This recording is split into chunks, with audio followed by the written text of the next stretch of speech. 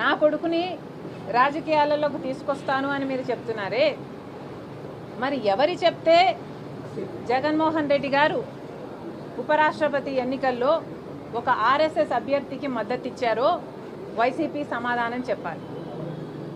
నిస్సిగ్గుగా ఈరోజు మిగతా వాళ్ళ గురించి మాట్లాడుతున్నారు. నిస్సిగ్గుగా జగన్మోహన్ రెడ్డి గారు స్వయంగా ఒక ఆర్ఎస్ఎస్ అభ్యర్థికి మద్దతు ఇచ్చారు అంటే ఇది ఎంత అవమానకరం. అసలు రాజశేఖర్ రెడ్డి గారు బీజేపీని వ్యతిరేకించిందే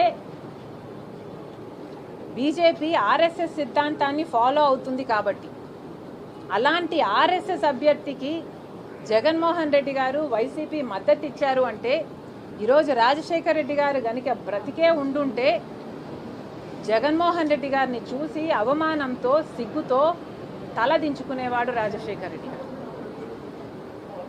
అసలు జగన్మోహన్ రెడ్డి గారు సమాధానం చెప్పాలి. సుదర్శన్ రెడ్డి గారికి మీరు ఎందుకు మద్దతు ఇవ్వలేదు?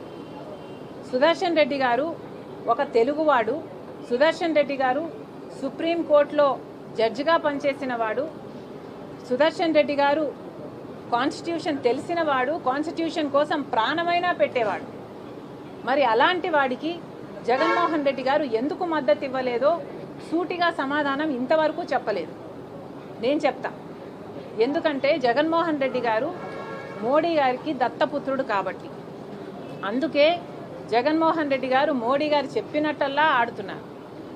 రిలయన్స్ వాళ్ళు రాజశేఖర్ రెడ్డి గారి మరణం వెనక రిలయన్స్ వాళ్ళ హస్తం ఉంది అని చెప్పిన జగన్మోహన్ రెడ్డి గారు అదే రిలయన్స్ వాళ్ళకు రాజ్యసభ సీటు ఇచ్చాడు అంటే మోడీ కోసమే ఇచ్చాడు.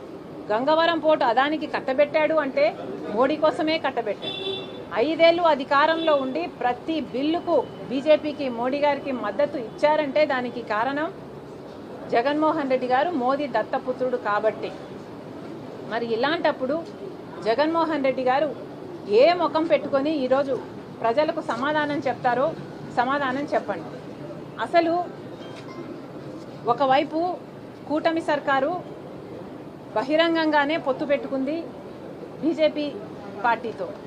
కానీ జగన్మోహన్ రెడ్డి గారు బహిరంగంగా పొత్తు పెట్టుకోలేదు, రహస్యంగా అక్రమ పొత్తు పెట్టుకున్నారు. బీజేపీ తొత్తుగా, బీజేపీ తోక పార్టీగా పనిచేస్తున్నారు. ఎంత సిగ్గుచేటు అని అడుగుతున్నాం.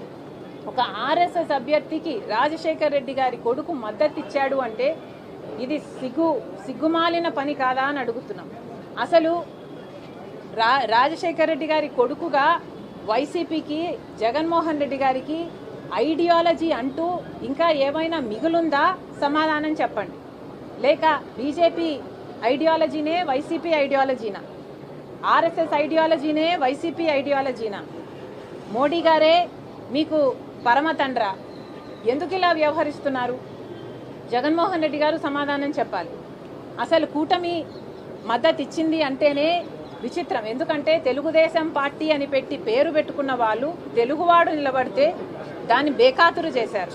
అలాంటిది వైసీపీ రాజశేఖర్ రెడ్డి గారు అంతగా వ్యతిరేకించిన బీజేపీని, ఆర్ఎస్ఎస్ని అలాంటి వాడికి మద్దతు ఇచ్చారు అంటే ఇక మీకు ఐడియాలజీ ఎక్కడ మిగిలింది?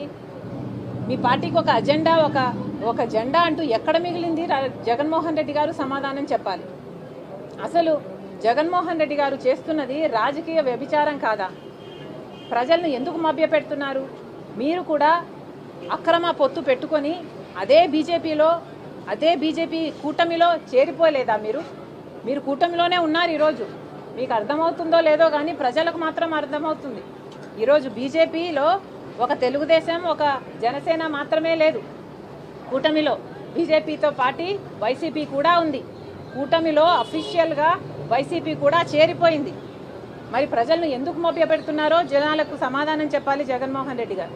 నిజంగా మీకు దమ్ముంటే అవును మేము బీజేపీకి తోక పార్టీయే, తొత్తు పార్టీయే అని జగన్మోహన్ రెడ్డి గారు ఒప్పుకోవాలి. లేదు, ఒప్పుకోలేను, నాకు ఆ ధైర్యం లేదు అంటే జగన్మోహన్ రెడ్డి గారు చేతి మీద బీజేపీ అని